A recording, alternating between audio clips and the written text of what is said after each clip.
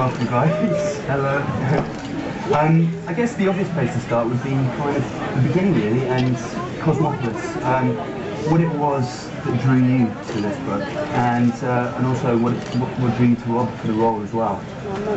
Well, I like to say that Rob was cheap and available. And you know, for an independent film production, those are both important things. But it was the dialogue in Don DeLillo's novel that I just thought it would be fantastic to hear this dialogue spoken by wonderful actors, and then I had to go look for wonderful actors, and that's how I stumbled accidentally across Rob, because I just thought the charisma that he has, that's obvious in his films, was necessary for this film, because the character that he plays is in absolutely every scene, and it's chops to be interesting and to be charismatic and to modulate through a whole movie. Yeah. And what about for you, Rob? Was it an obvious choice when David got in touch to take on the material? And yeah, I think well, it wasn't not an obvious choice. I don't think. For him, yeah, I don't think. I mean, it's not an obvious movie. Yeah. But I think that's one of the most appealing things about it. It's pretty, you know, you're not going to see another Cosmopolis, hopefully, for a while. Yeah. Where did you find the character of Eric Packer? Because you talked about him being more of sort of an idea than... yeah, I mean, well, yeah, I kind of disagree with myself now.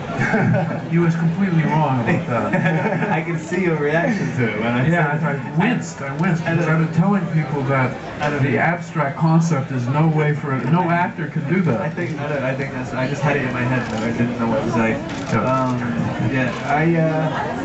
Where did I find it? I don't know. There was a kind of. There's a feeling in the words. I mean, there's something in the rhythm of it that once you read it like 100 times, something starts to reverberate.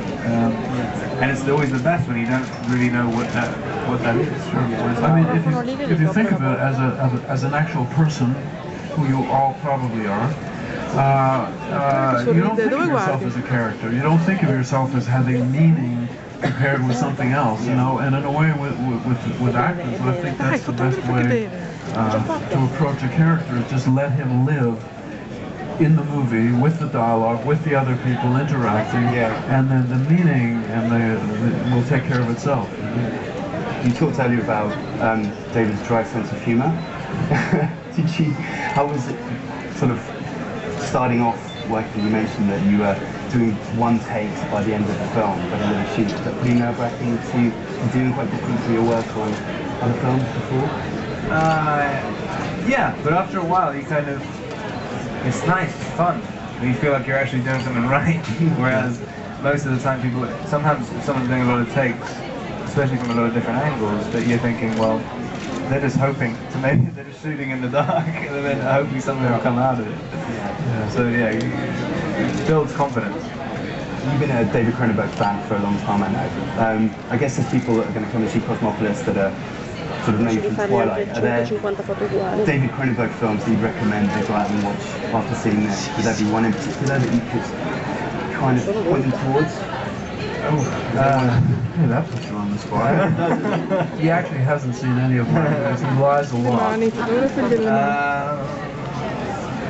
I would probably say Videodrome or Dead Ringers. Those are my favourite ones. But this is probably pretty much my favourite. Maybe Crash. Yeah. My Crash, not the Paul Haggis Oscar-winning Crash. That's the good Crash. Let's take a look at the clip from the film. At the beginning, Eric's about to embark on this cross-town journey to try and get his hair cut. And this is probably one of the few scenes of the first half of the film that's set actually outside of the limo. That's a good point. Why is that outside of the limo? It's outside the limo because in the novel it's outside the limo, and I think it was a nice preparation for settling in you know. And, but really, I never questioned that, because after the lunch, you know, outside lunch. So much of the movie takes place in the limo. That we think the audience will be kind of not desperate, but there will be a nice opening out every once in a while to be actually on the street. Yeah. And then the contrast between that and the weird confines of this strange sort of spaceship-like limo. I think the contrast is terrific. One of the things I love about it is it feels like a true New York movie, and yet you shot it all in Toronto using green screen. And the magic of digital cinema, really, yeah. But it's a long way from Shivers and Scanners, I guess, to be working around all of this. Everything, I mean, it's sort of like what happens to Eric Packer. He lives in abstraction. He lives a kind of digital life in his head, a virtual life. Yeah. And there we are making a movie that creates a virtual New York. Yeah. That's as convincing as the real New York, really. Con la bottiglia, dai. Well, what's it like to be inside? Because you were mentioning that the claustrophobia wasn't really a problem from a directorial point of view. From an acting point of view, are you sitting there going, because you have Juliette Binoche is coming in and all these, you know, Jay Baruchel as well, share scenes, but you're there pretty much the entire time. And in a kind of sedentary role, you're sort of sitting at the back of the limo, presiding over this almost sci-fi environment. Is that a challenge as an actor to kind of generate the energy? And yeah, it was a little worrying before we started shooting. When I think the Juliette Binoche scene was supposed to be outside the limo, and David said a couple of days before we started shooting, I'm going to put that in as well. So it's pretty much just bumped up to about 95% of the movie. And then, but there's something quite nice about it, I think. The only scene I was a little worried the very first scene was because they had sunglasses on, and they'd spent so much time taking away every definable characteristic. I thought in the suit, I wanted it to be so uniform, so kind of plain. yeah. Even his watch, his tie, everything's haircut, anything which could say anything about himself, I wanted it to be gone. And then you suddenly realize you're sitting there, you can't move, you hardly have any lines, Yeah. you have completely tinted out black sunglasses. Yeah. and you've totally eliminated every device you have as an actor. And you're sitting there kind of, and I noticed they were doing a lot of reaction shots. And I'm like, I'm not going to look like anything. I have a totally blank face. But You're channeling Arnie from Terminator. yeah, but I mean, there was something happening. But I don't know quite what it There was. was a lot happening. And there is, but the thing is that the moment you take the sunglasses off is suddenly like this big moment on the screen. It has an effect. It's a phenomenal, I have to say, a phenomenal performance, and there's something that he's almost kind of sunk back inside himself a little bit, this guy Eric Packer. Did you see a connection with some of David's previous films? Because there is this thing of Cronenbergian sort of theme of where fantasy and reality kind of mingle. Was that a big kind of part of the character for you, especially towards the end of the film?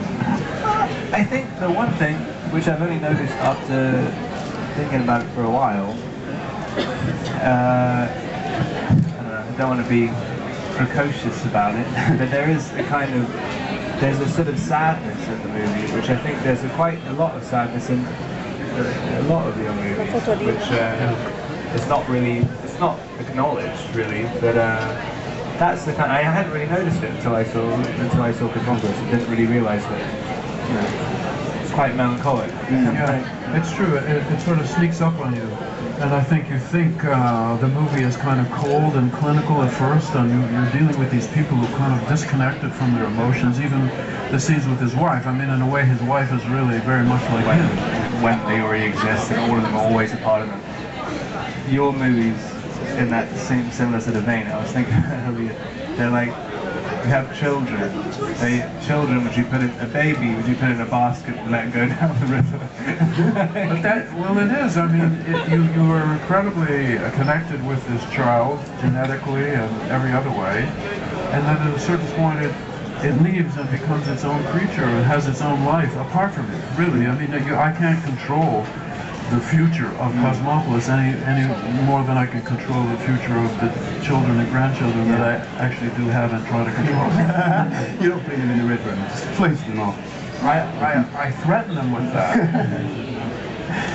Before I throw it out to the audience for some questions, you are talking about potentially working again together. Can you kind of update us on where you... I said that if Rob came up with the money, I would do a movie with him. No, I mean,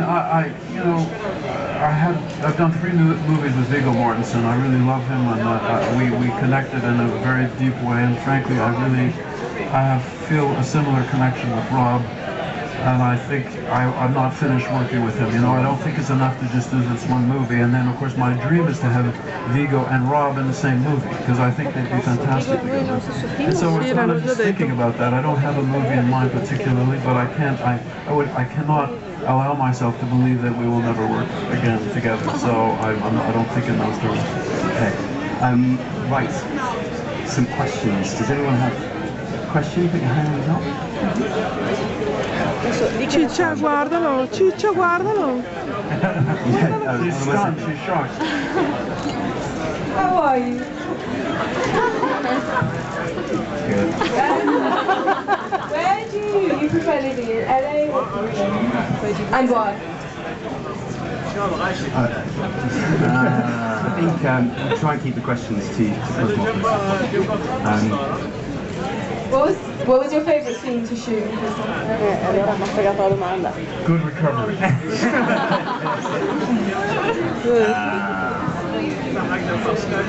Che ha avuto una Probably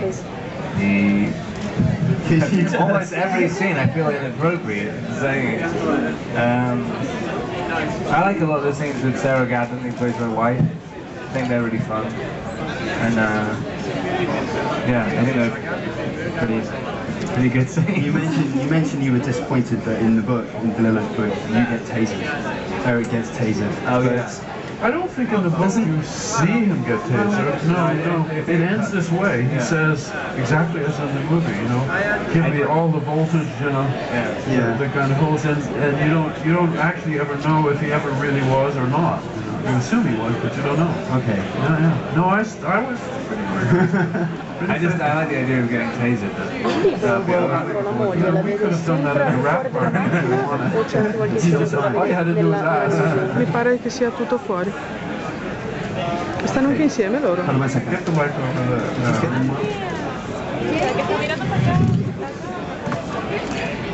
Hi. Hi.